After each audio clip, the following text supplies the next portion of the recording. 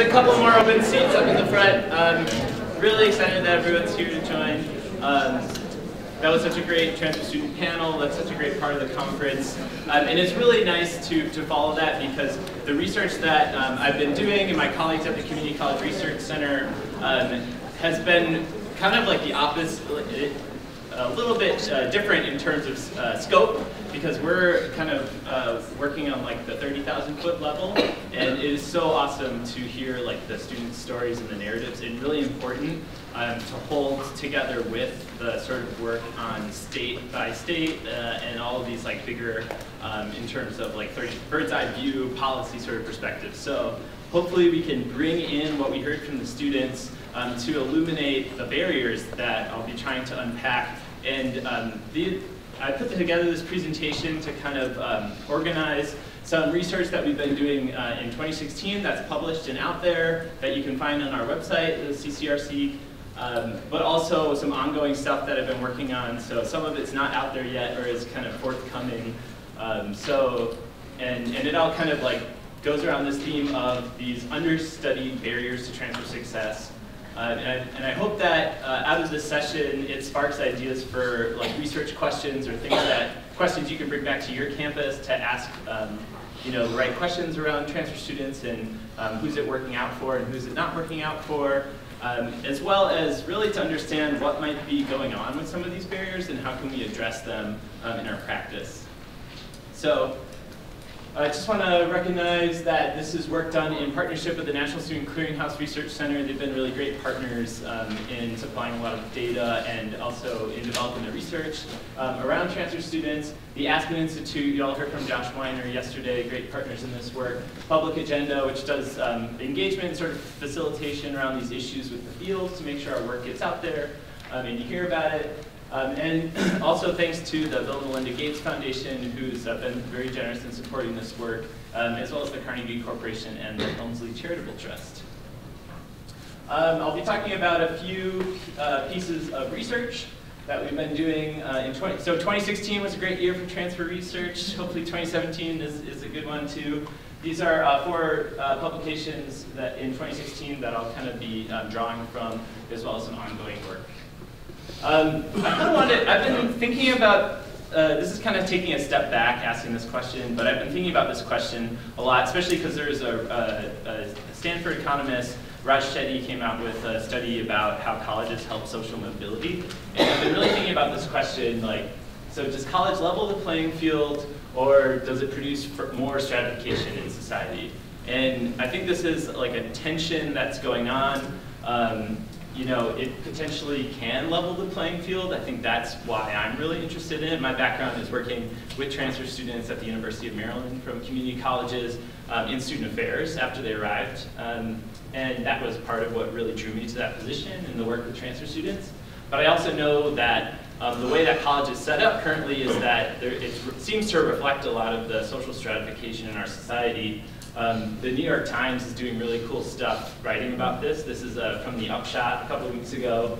Just looking at like the income brackets and where people are enrolled in college. And if you look at like the top 1% or the 0.1%, basically everyone's in college. A lot of people are at these like Ivy Plus schools, which are like the most selective or elite or highly selective. And then you see this trend towards more students not enrolled at all, as well as more students enrolled in community colleges or less selective institutions. So it seems like from an enrollment perspective, there's not an equal distribution of where students are enrolled, or if at all, in college. And I think that's pretty troubling, and I think that's driven a lot of the access work in the past few decades. So really important issues. This kind of shows it in a different way, that if you just look at the top 1% of students' parents' incomes, a lot of them are enrolled in public and nonprofit schools, and then just a lot of people aren't enrolled in college, young people still. So access is still an issue, but the ones who tend to be more in public schools or for-profit colleges, and I think there's implications there. So this is kind of taking a step back to think about social mobility and the purpose of education in society, and the hook is that I think transfer, especially community college students transferring to get a bachelor's degree, is like a glimmer of hope and holds a lot of opportunity for increasing social mobility in our society.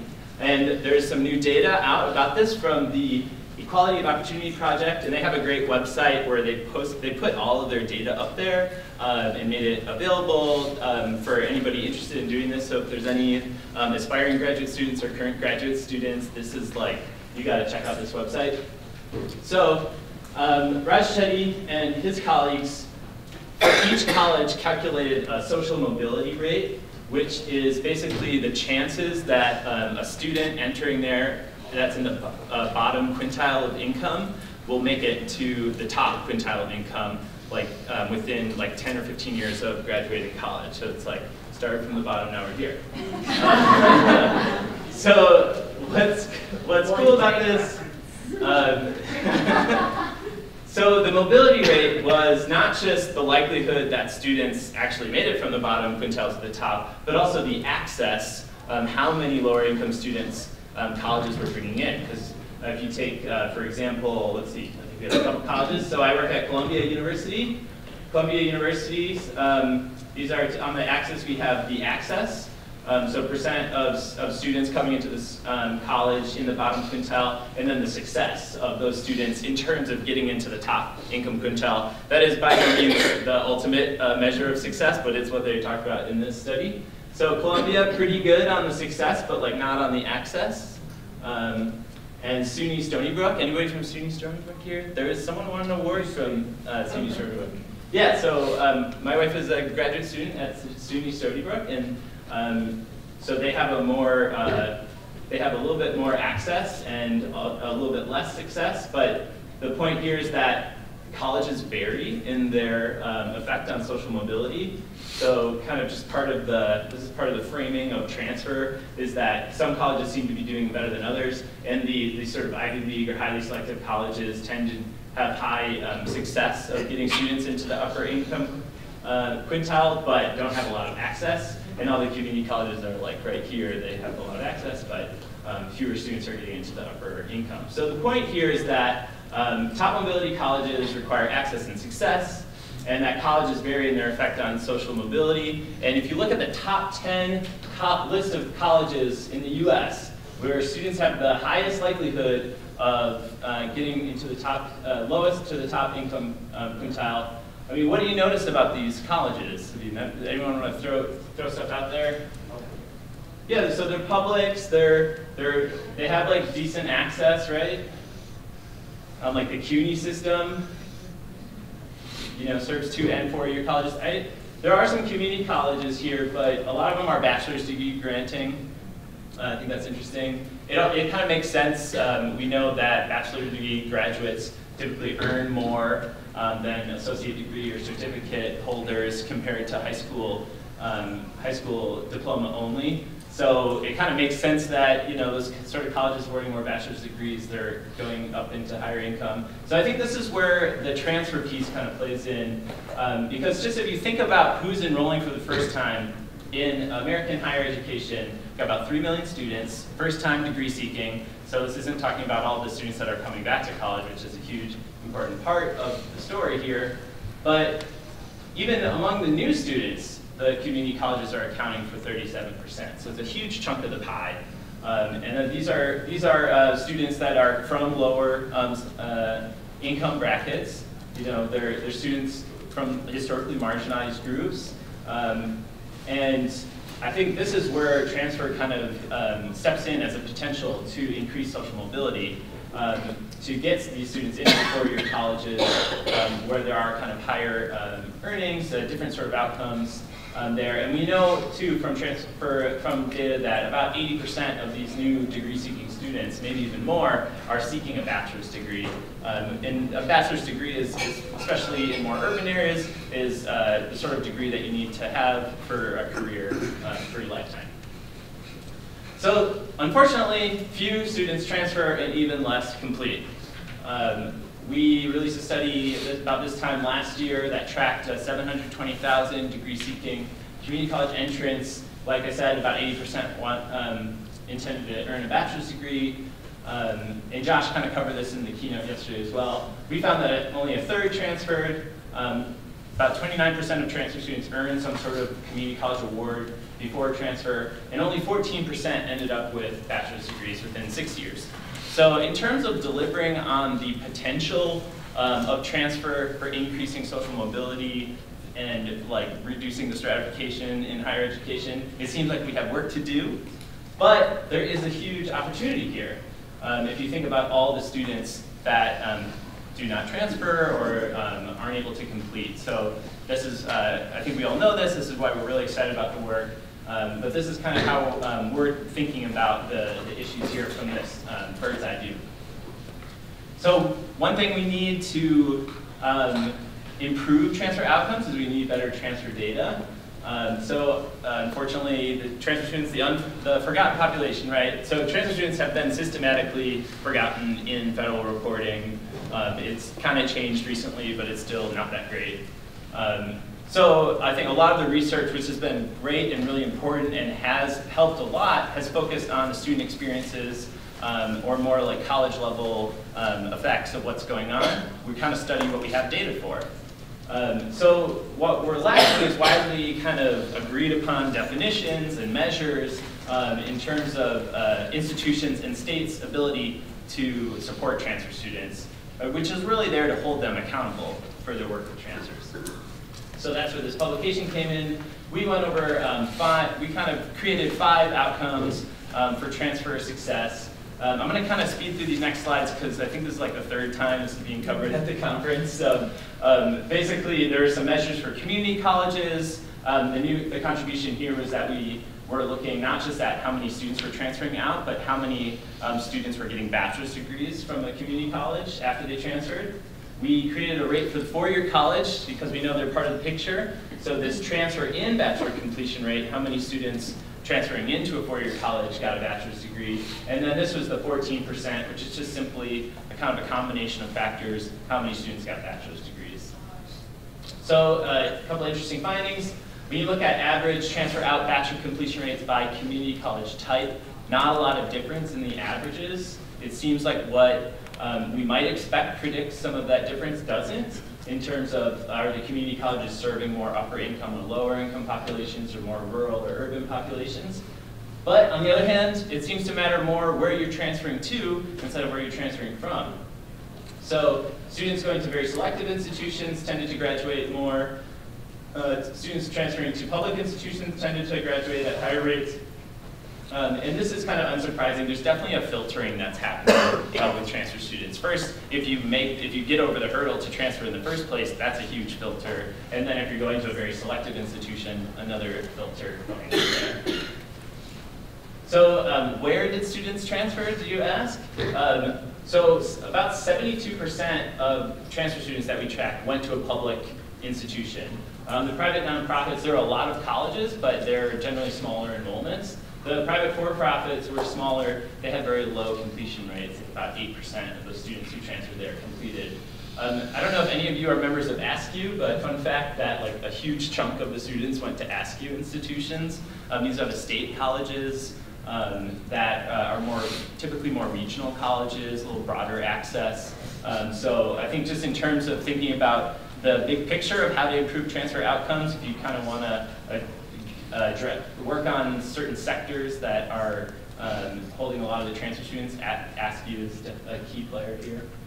But we also looked at how the success rates of transfer students really varied by state. So this is showing some state-by-state variation in the transfer outcomes. So I'm going to pick on a couple states. Anybody from Washington here? Yeah, I've got one from Washington.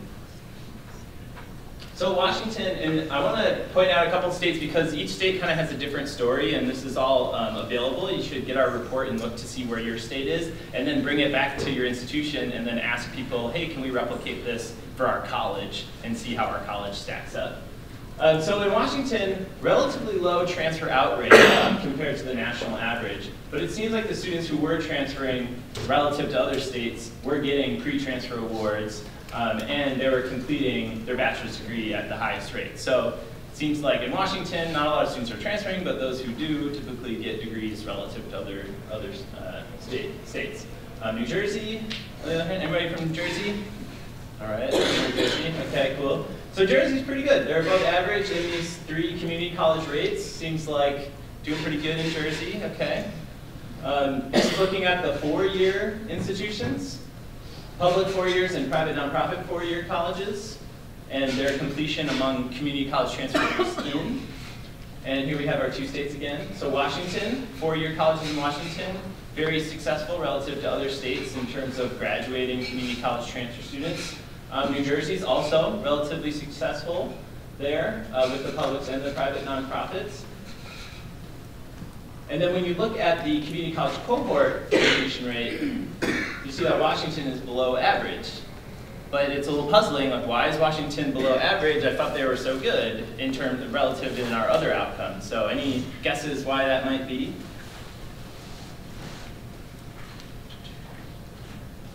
Okay, remember they were relatively low in the transfer out rate. So this is kind of like you have to have access and success for, access and conclusion for success. So in Washington, was relatively low on this overall rate of completion of community college students because there was a relatively low transfer out rate. California is pretty similar to this as well. Yeah. Oh yeah, by the way, feel free to interrupt me at any time with questions. I work with economists and they do that a lot. So if you go back to that previous slide you said with the, so if I'm interpreting, so 26%, is that, when you say transfer out rate, excuse me for not knowing, but is that transferring out of state, or is that, so 26% of transfer out of state? Is it by cohort? Is it? Yeah, good question. I definitely didn't explain this enough. So this is in Washington, of all the students who started at community college in the fall of 2007, okay. 26% of them transferred to a 4-year institution. Out of anywhere in the country. So yeah, so working with the clearinghouse, we get to look across state lines, which is one of the advantages. Washington also has a really robust early college program, so there's a higher percentage of students taking college classes, community college classes as well in high school. Cool. Yeah. So yeah, let's talk about high school dual enrollment later if we have time. Ask me about it. I've got something fun to show you. Okay. New Jersey. All right. Doing pretty good, right? Everybody from New Jersey feeling pretty good? Okay, but what about the income gap? Uh-oh. New Jersey, 11-point achievement gap between lower and higher income students. So this was another major finding from the report, was that in a lot of states, not just New Jersey, there's very troubling gaps between the performance of lower and higher income students who start in community college. So in terms of delivering on this dream of transfer being this route for increased equity and baccalaureate attainment for our country, this is something that really needs to be addressed. And I think when we start talking about barriers, we start to get at this.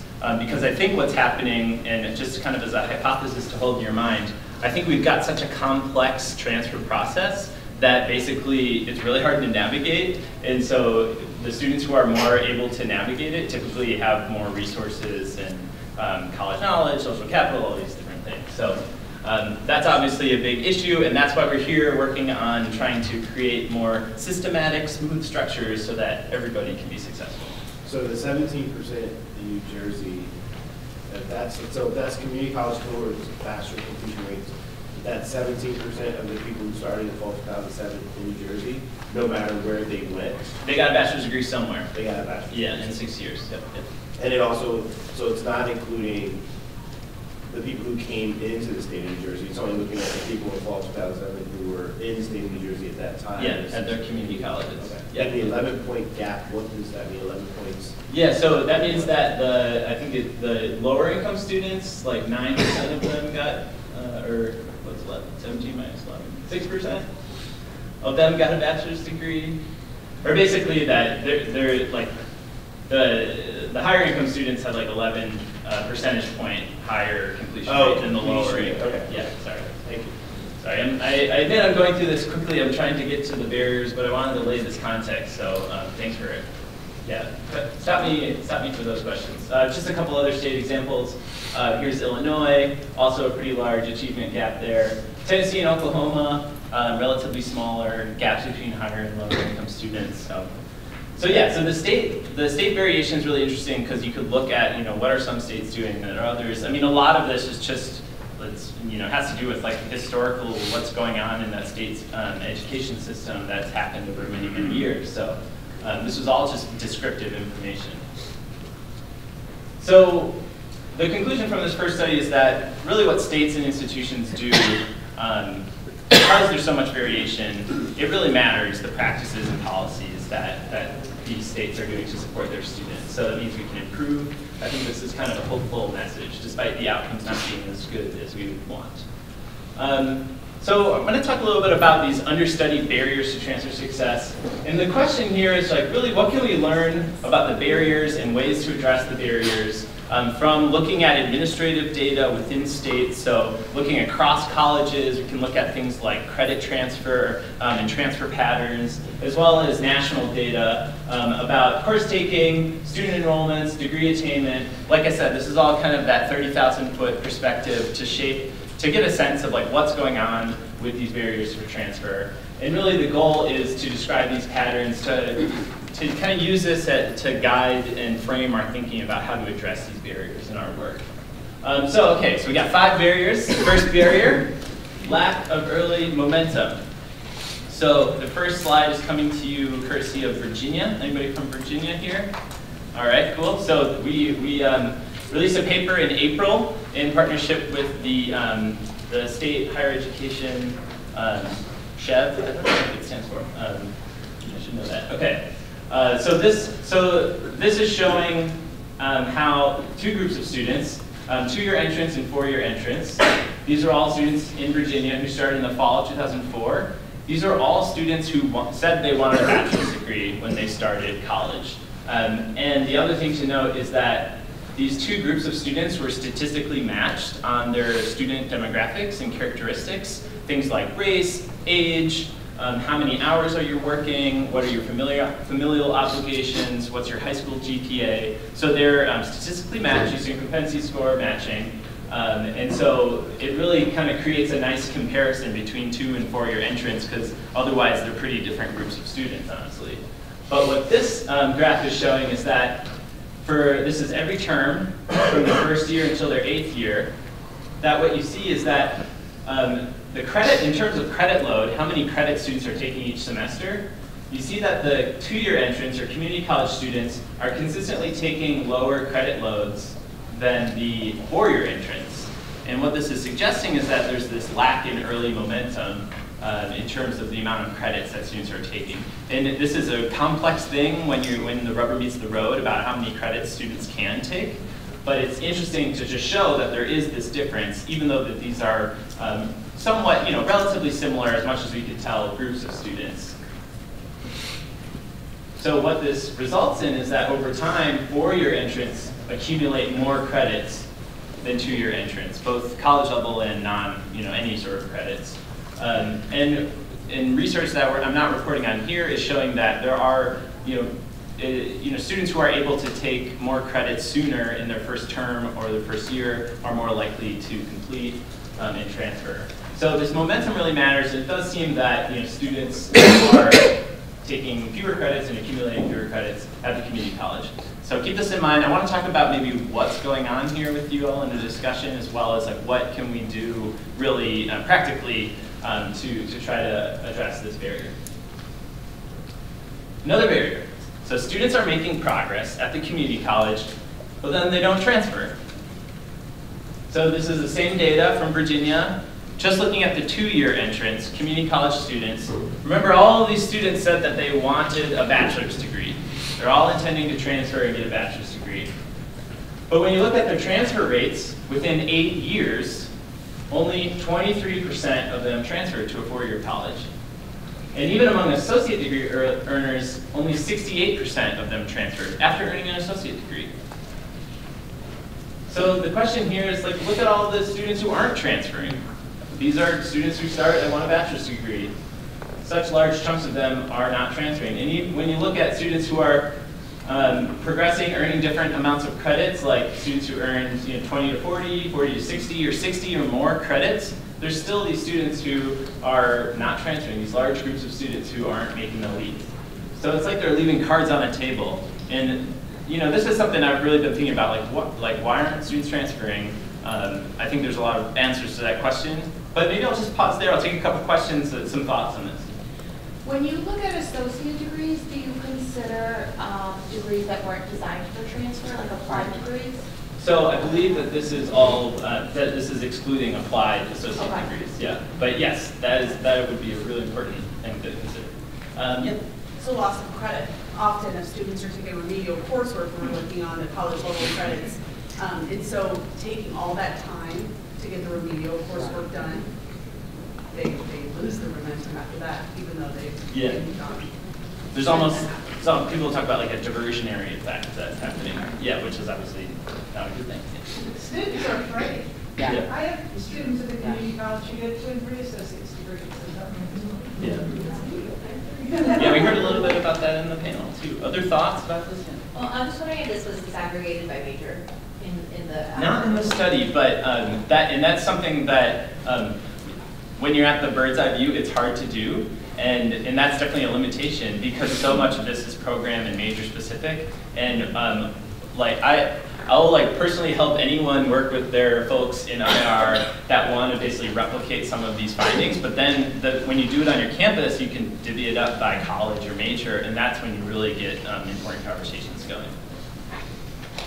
I think it also, I think we're looking at this and we're assuming that these students are all first-time college students and that they're the traditional demographic. And the truth of the matter is people get associate's degrees for many different reasons.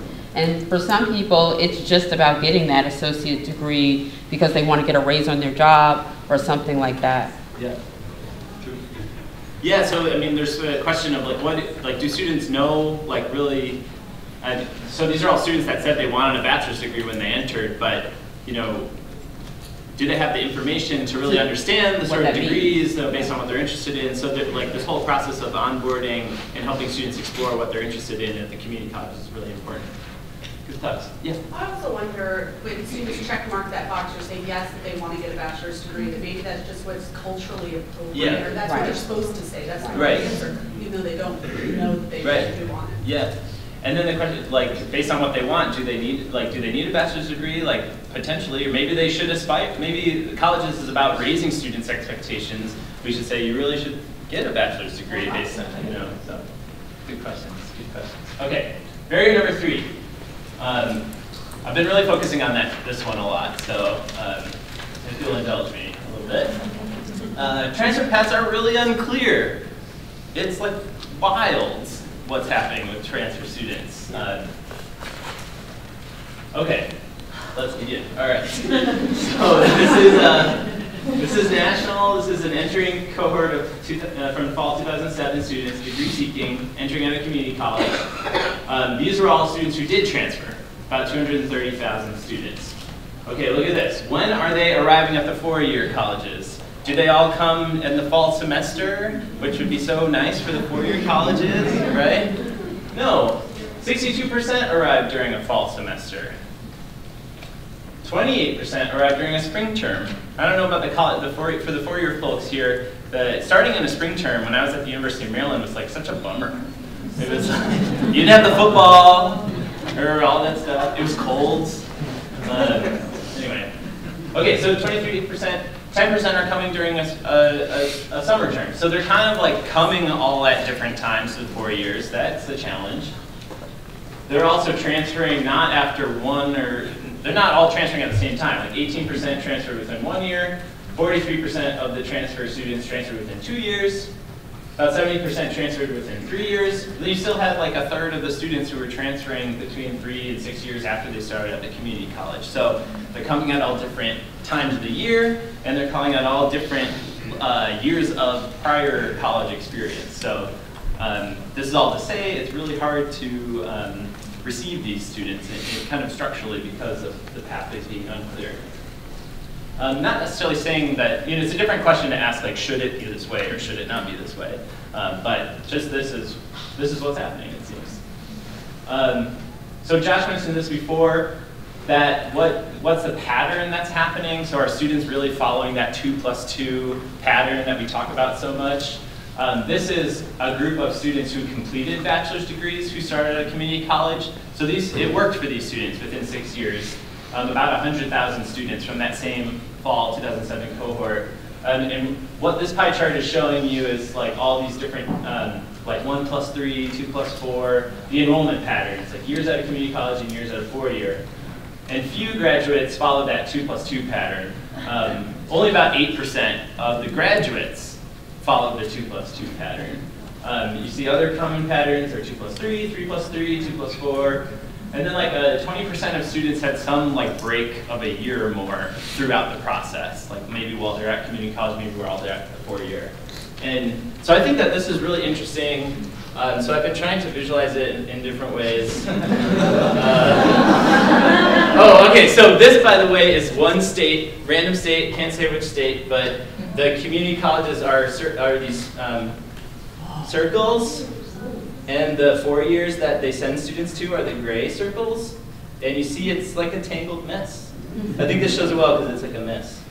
But the thing, we've been encouraging colleges to focus on their major partners, or to at least think about who their major partners are, because it somewhat makes a little bit more sense when you weight the network by the number of students transferring between the institutions. So here's one 4-year that's like receiving a ton of students from one community college relative to other partnerships in the state. So if I was, I'd be like, want to make sure that that partnership was working well. Anybody, any guesses on what the colors mean on the lines? Number of credits. Number of credits, good guess. So it's actually the completion rate of students in that pair. So the green, oh, maybe the color's not that great. So anyway, this is like a fairly green color, so a lot of transfer students and a high completion rate. So it kind of helps you to like make sense of the madness. I don't really know what purpose this will serve, but I just think it's cool. If you have any ideas about it, please let me know. Okay, but here's,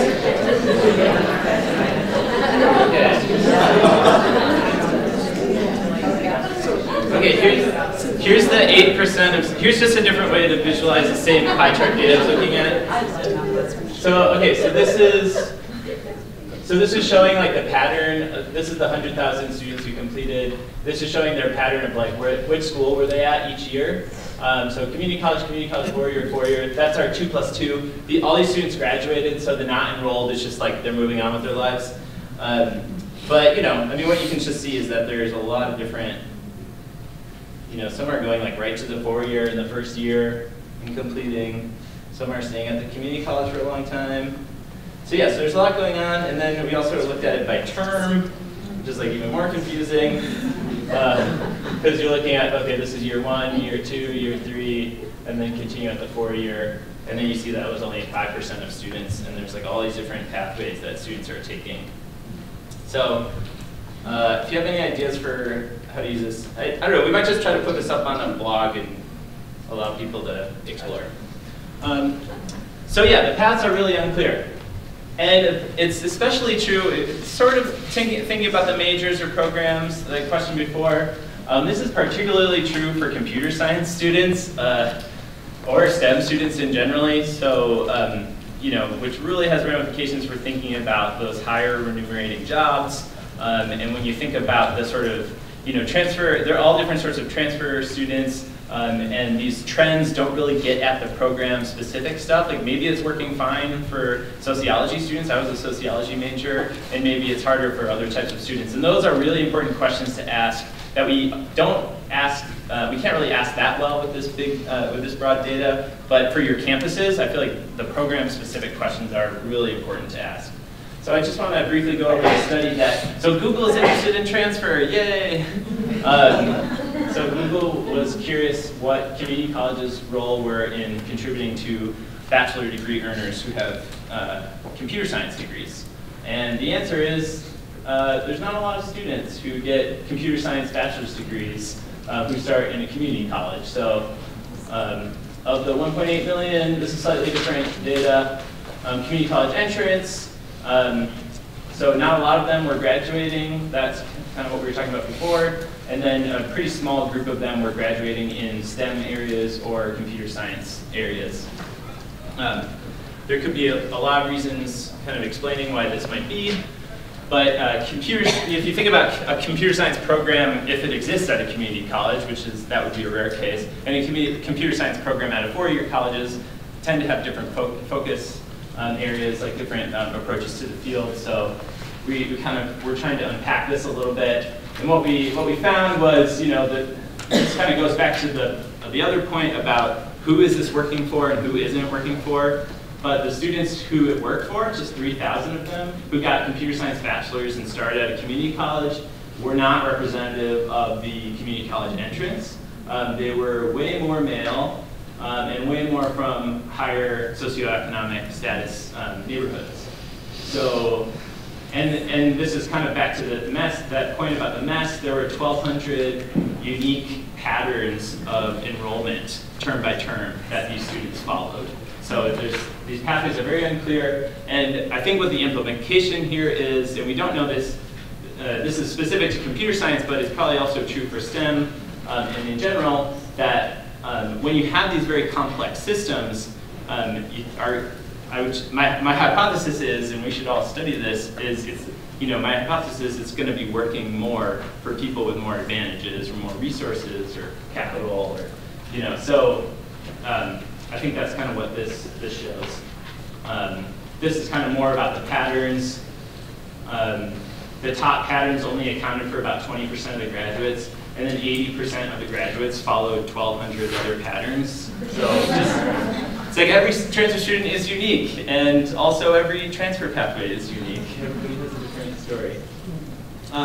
They were also, so the two main findings for this is that computer science graduates were focused and they were lucky.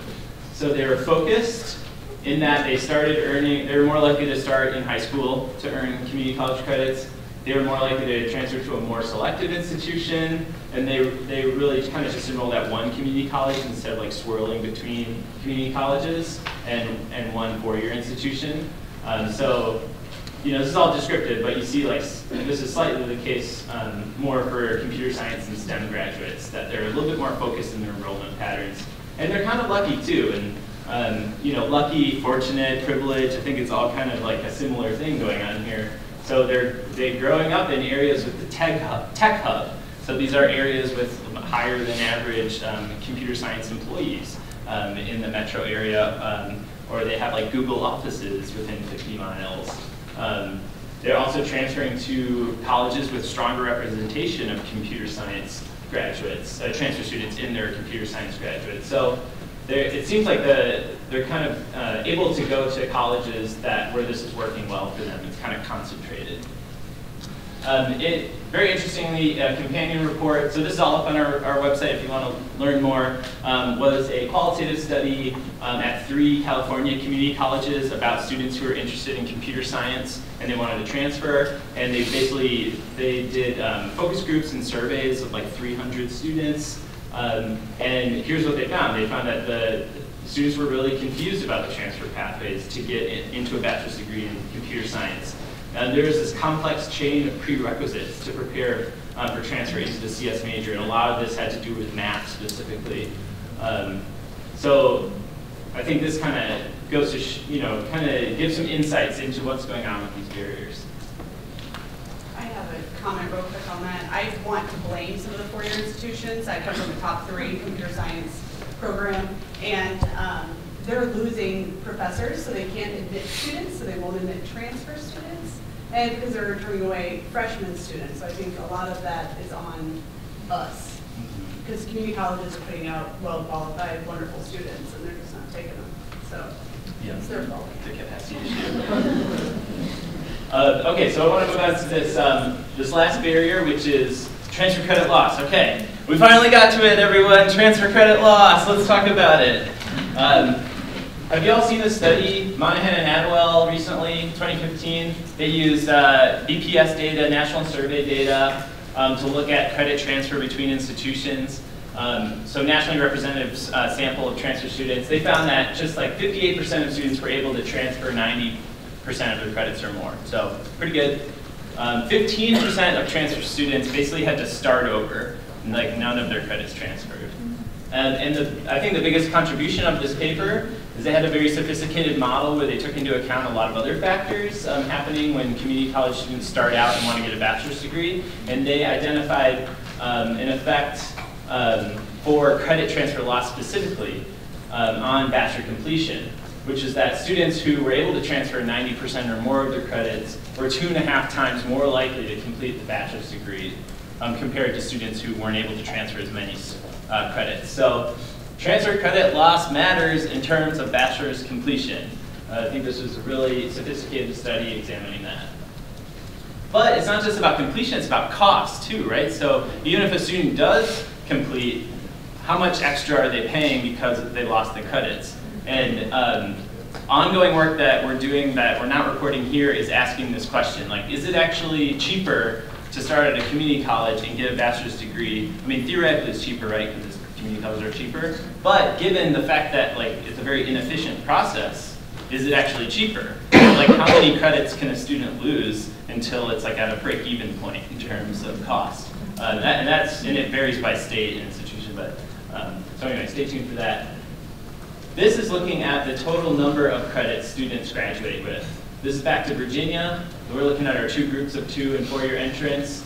And what we're seeing is that, you know, the 4-year entrants have more credits than they need, but it's only about maybe 2 or 3 classes on average.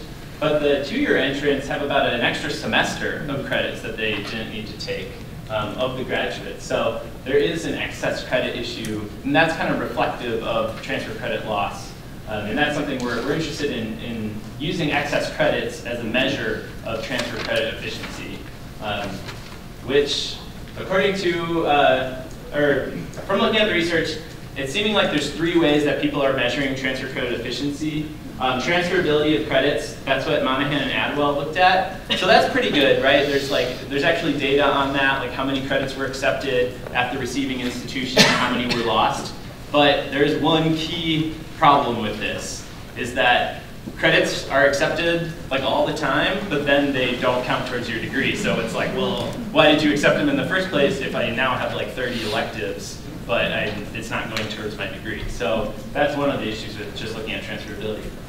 Did they look at remedial courses at all, remedial course units in this at all, or did they just kind of count those as units? So looking at remedial courses for 2-year entrance is really important in quantifying costs because you're paying for those. So this average number of credits, any type, that's including remedial courses. So it is slightly more than your college level credits, which is just, not remedial at all. So, but yeah, that's a good question. Okay, so key difference between transferability of credit and applicability of credit, right? And if you're working with transfer students, you know this like too well. And this is like how I think like the 4-year colleges it sometimes get around some of these requirements about like you have to be junior standing, but like what does that mean really? Are you junior standing meaning that you can take major courses right away in the program you want to be in? So that's a big difference. So applicability of credits is really what we should be studying. We should be studying not just how many credits are transferring, but can the transfer student apply all of their credits to their eventual bachelor's degree? This is really hard to measure because you have to essentially do degree audits of like all the students, which is totally possible to do on a college level, very hard to do on a state level when you have like colleges with all different requirements for their degrees that are changing every year. So we are looking at excess credits as kind of a way to get at this big picture of how many credits our students needing to take.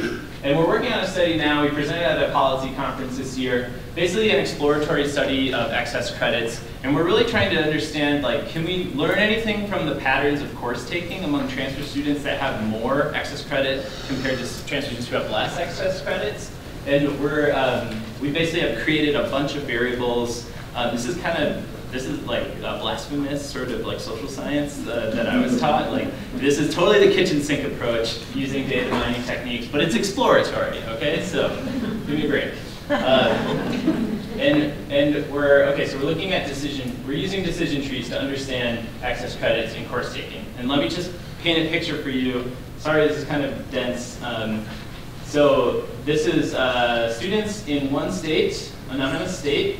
About 9,500 students who entered at a community college and completed a bachelor's degree. And on average, they had 27 extra credits when they graduated. And this is not, unfortunately, this is like somewhat typical. Like there's a CCA report, like Time is the Enemy, I think it's from like 2011. They reported a bunch of states took excess credits, and I think Texas was the worst with like an average of 149 for a bachelor's degree. So anyway, so excess credits seems like it's a big deal. This is attempted, so this is including remedial classes. Okay, so what we do is we have the computer figure out, based on all of our variables, what's the best cut point to get a group of students with very low excess credits and a group of students with very high excess credits on average. So let me keep the tree going. Okay, so the first thing it did is it separated, this is just like raw computing. The computer separated a group of students, 4,700 students, who had less than 44% of the credits that they earned before they hit 60 credits or junior standing were 100 level. So, and that group of students had fewer excess credits than the total group. So it seems like taking fewer 100 level classes, or at least less than 44% of your credits before you hit junior standing, you're going to have a lower average excess credit. Whereas students who were like kind of loading up on those 100 levels before they transferred, they had an average of 33 excess credits. How about this finding in terms of state policy? So students who are taking more classes in the transfer library of the state, like the equivalency guide, tended to have, so if you're taking more credits in the transfer library, tended to have less excess credits versus those who took less than 85% of their credits in that transfer library. They had way more excess credits. So obviously, if it's not in the transfer library, it doesn't transfer to the 4-year, so then you have to retake the classes, and then you have more excess credits.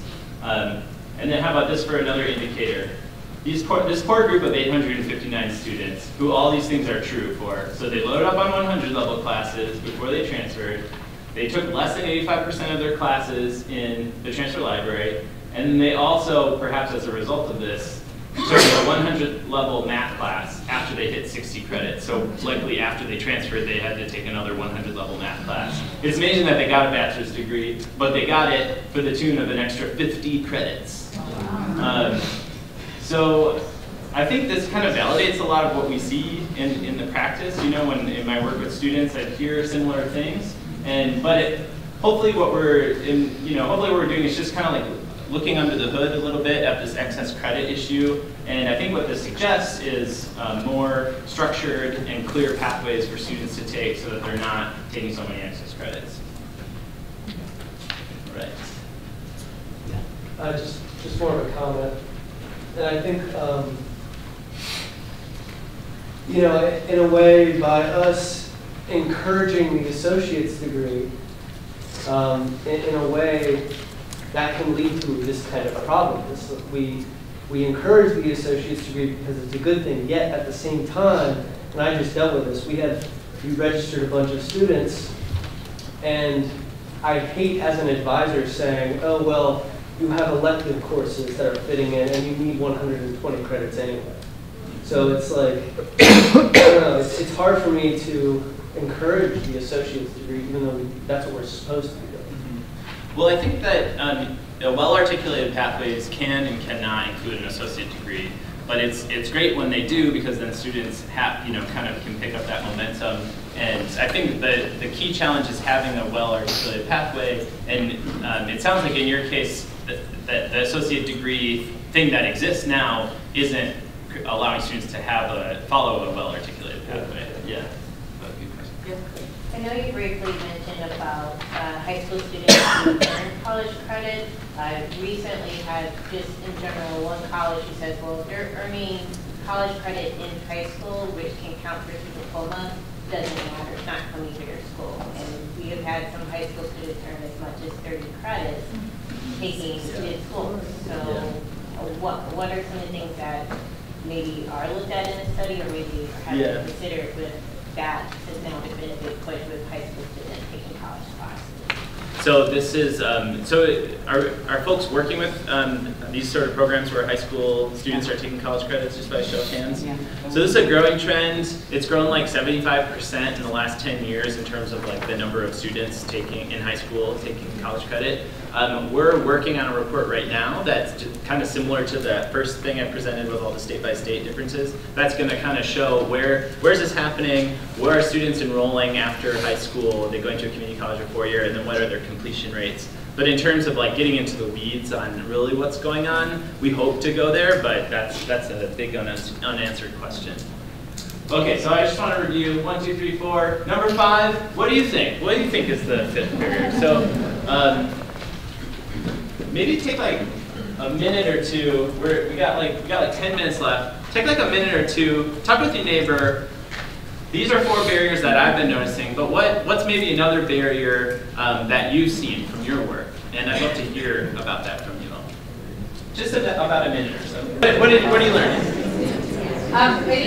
One of the strengths we were talking about of community colleges is that it's so flexible with many student schedules, and that flexibility is not replicated in four-year institutions that they're transferring to. So students that might be only taking evening or weekend classes or classes 2 days a week at a community college, they're not able to adapt their schedule to what a four-year institution is. Yep. So one of the things that we see, that I've seen working at a four-year university, is that a student can get an associate's degree, and statistically it's true that if they get an associate's degree, they're more likely to complete the four-year degree. But it might not be in their best interest financially to complete that associate's degree. But because community colleges are funded based on degree completion, there's that ethical and moral issue there of what do you tell the student at the community college level that's in their best interest, and also the best interest of the campus that you're working from. Yeah, that's a key nuance. I suggest developing reverse transfer with your community colleges. Which we have. We have reverse transfer. We have an extensive thing of that, but still, we still have some issues with some community colleges that aren't quite on board. That's the key. You have to build a collaborative relationship with them so that it does work, because if you can't get both parties on board at the same time, you'll see a tremendous surge in their numbers. They'll be happy and they will in turn promote you.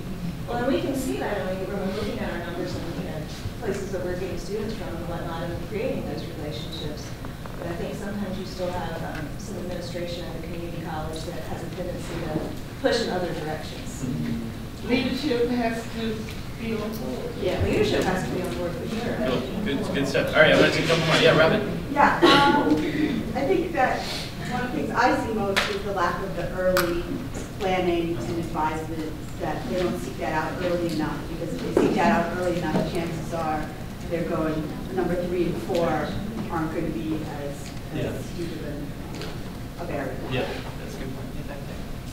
Two things. I know I've heard quite a few about the benefits of an associate's degree, but the data shows that if a student gets an associate's degree, they're likely in almost every state to earn about $10,000 more.